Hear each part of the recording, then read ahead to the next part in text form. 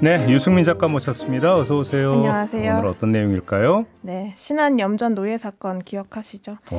예, 네. 그럼요. 2014년에 전남 신안군 염전에서 장애인과 노숙인들을 대상으로 길게는 20년 가까이 노예처럼 노동력을 착취하고 임금을 체불하고 또 강목과 쇠파이프로 지속적인 폭행이 있었던 그런 사건이었습니다. 이때 파문이 엄청 컸었는데. 그렇죠. 예.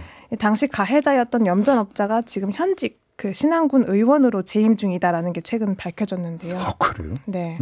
가해자는 이렇게 보란 듯이 잘 살고 있는데 염전에서 구출됐던 피해자들은 근황이 어떻게 될까 취재해봤습니다. 일단 좀 그 기억을 더듬기 위해서 네. 그때로 돌아가서 이게 편지 한 통이 계기가 됐던 거잖아요. 그랬죠.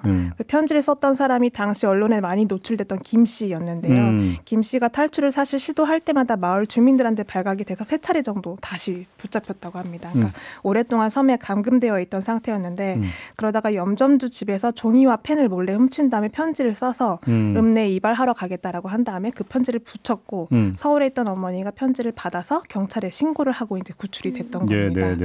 당시 인상적이었던 보도가 하나 있었는데요.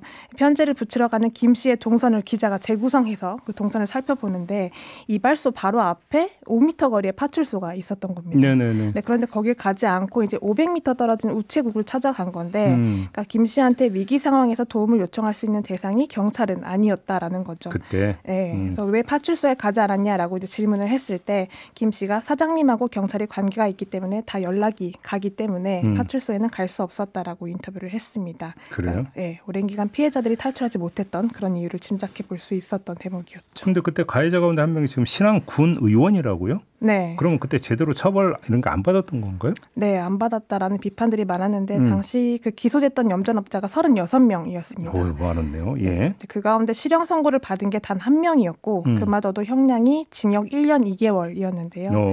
기소된 혐의가 이제 근로기준법상 강제 근로였는데 대부분이 집행유예나 증거 불충분으로 불기소 처분을 받았습니다. 지금 군 의원으로 있는 가해자 같은 경우는 지적장애인 노동자한테 연봉 400만 원을 주겠다라고 유인을 한 다음에 임금 6천만 원을 체불을 하고 거기에 폭행까지 한 혐의로 구속이 됐는데 뭐 20년 가까이 했기 때문에 누적해서 그렇게 된다. 네.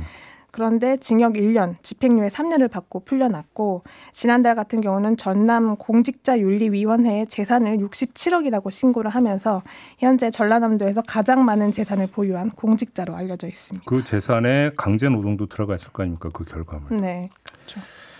그러면 그때 피해자들은 지금 어떻게 살고 있어요? 당시 구출됐던 피해자가 김 씨를 포함해서 63명이었는데요. 그 가운데 일부는 가족한테 돌아갔고 또 염전으로 다시 돌아간 노동자들도 많았고요. 다만 이제 연고가 없는 분들 같은 경우는 민간단체가 지원을 해왔는데 가해자로부터 배상금을 받고 이제 자립을 하겠다라고 떠났다고 하더라도 이 노숙인으로 돌아오는 경우가 있었습니다. 그 이유가 이제 취약계층이다 보니까 2차 피해가 또 발생한 사례가 많았던 건데요. 그러니까 이들을 구출한다라고 국가가 당시에 대대적으로 보도를 했지만 사실상 가해자로부터의 일시적인 분리였고 그 이후의 삶에 대한 지원은 전혀 전무했던 겁니다. 그 장치 역할을 이제 국가가 아닌 민간이 했던 건데요. 자립을 돕고 또 법률 지원을 하고 또 가족들을 수소문하고 거처를 마련하고 이걸 다 민간이 했던 겁니다. 사실상 장기간 지원을 하기엔 한계가 있었는데 현재 민간단체가 현황을 파악하고 있는 피해자가 10명 내외 정도라고 합니다.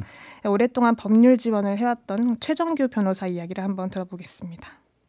사실 지금 어디서 어떻게 삶을 영위하고 계실지 혹여나 또 다른 학대 피해에 노출되지는 않았을지에 대한 걱정이 앞서는데 사실 이 부분을 뭐 저희 민간에서 확인할 방법은 없고 국가나 지자체에서 그분들의 그 당시 때 피해자들에 대한 신원을 확인했으니까, 그쵸? 수사기관에서 수사를 했으니까, 이분들이, 정말 지금 어디에 살고 있는지를 좀 추적해서, 해야 될 텐데, 그런 추적은 지금 전혀 이루어지고 있지 못해서, 너무 마음이 무겁는 상황이죠.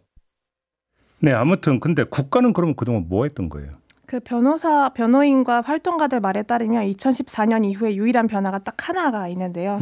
그게 학대 피해를 당할 경우에 대비해서 장애인에 대한 어떤 권리 옹호 체계를 마련한 겁니다. 하지만 예방 차원에 불과를 했고 이미 피해를 입은 그 염전도의 노동자들은 이제 구축이 안 됐기 때문에 여기에 대한 조례가 생겼습니다. 전라남도 조례가 생겼는데 그 2014년에 학대 피해를 입은 장애인도 지원을 받을 수 있게 개정안이 발효가 됐지만 사실상 한 번도 그 정착 지원금이 지급된 적은 없었다고 왜요? 합니다. 그게 그 조례만 만들고 방치를 한 건데요.